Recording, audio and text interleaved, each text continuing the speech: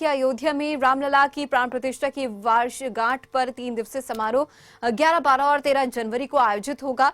11 जनवरी को समारोह का शुभारंभ रामलला के अभिषेक से होगा और इसके लिए तैयारियां जारी हैं।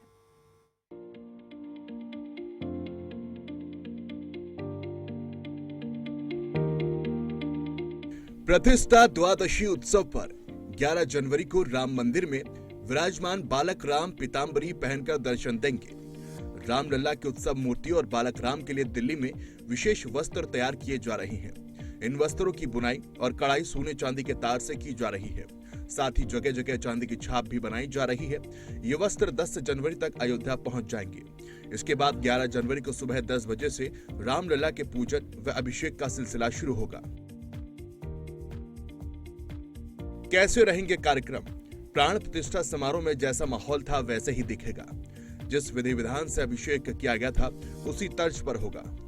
रामलला का अभिषेक पंचामृत, सरयू जल आदि से किया जाएगा।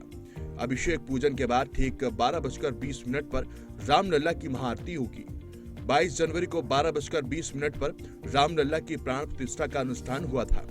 रामलला के लिए वस्त्र डिजाइनर मनीष त्रिपाठी विशेष वस्त्र तैयार कर रहे हैं। रामलला के वस्त्र की बुनाई कढ़ाई सोने चांदी के तारों से की जा रही है। ये वस्त्र अन्य कई रत्नों से जड़ित होंगे। पीला रेशम दक्षिण भारत के आंध्र प्रदेश के धर्मावरम से मंगाया गया है। इस रेशम की खासियत यह है कि इसका रंग लंबे समय तक बना रहता है, चमक भी बरकरार रहती है। इस समय सर्दी का मौसम चल रहा है, इसलिए रामलला के लिए पश्मीना के अंगवस्त्र यानी धोती और दुपट्टे भी तैयार किए जा रहे हैं। इस पर भी सोने चांदी से कढ़ाई की जा रही है। प्रतिष्ठा द्वादशी की तिथि पर रामलला स्वर्ण मुकुट, स्वर्ण हार सहित अन्य आभूषण भी धारण करेंगे। अयोध्या का राम मंदिर न सिर्फ भव्यता बल्कि सुविधाओं के मामले में भी अव्वल साबित हो रहा है। रामलला के विग्रह की प्राण प्रतिष्ठा के 1 वर्ष पूरे होने को है। 1 साल में राम मंदिर में कई सुविधाएं विकसित की गई हैं। अब श्रद्धालु को रामलला के सुगम दर्शन प्राप्त हो रहे हैं। इसके चलते श्रद्धालु की भीड़ बढ़ी है और रोजाना 1 लाख भक्त पहुंच रहे हैं। दरअसल रामलला की प्राण प्रतिष्ठा 22 जनवरी को हुई थी। प्राण प्रतिष्ठा के बाद क्या बदला? अब तक श्रद्धालु के लिए कई सुविधाएं विकसित हुई। राम जन्मभूमि पथ पर तीर्थ यात्रा सेवा केंद्र का संचालन हो रहा है। अयोध्या में श्रद्धालु के बैठने के लिए खास इंतजाम किए गए। दान काउंटर, पास काउंटर व पूछताछ केंद्र भी विकसित किया गया। राम जन्मभूमि परिसर में तीर्थ यात्री सुविधा केंद्र का निर्माण पूरा। श्रद्धालु के सामान जमा करने के लिए 25,000 लाकर बनाए गए। दिव्यांग और बुजुर्ग श्रद्धालु के लिए ट्रस्ट की ओर से निःशुल्क व्हील चेयर। राम जन्मभूमि दर्शन पथ पर एटीएम भी लगे हैं, साथ ही पेयजल की सुविधा। श्रद्धालु को धूप व गर्मी से बचाने के लिए जर्मन हैंगर लगाया गया।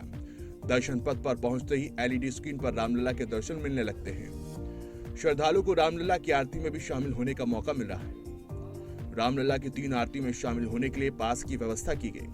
प्रशासन की तरफ से वीआईपी दर्शन के लिए 2 तरह के पास जारी। आधुनिक सुविधा से युक्त इमरजेंसी अस्पताल भी खोले गए। दर्शन के दौरान बीमार होने पर श्रद्धालु को तत्काल इलाज मिल सकेगा। दर्शन पथ पर मोबाइल चार्जिंग सेंटर बनाए गए। खोया पाया कैंप की भी सुविधा है।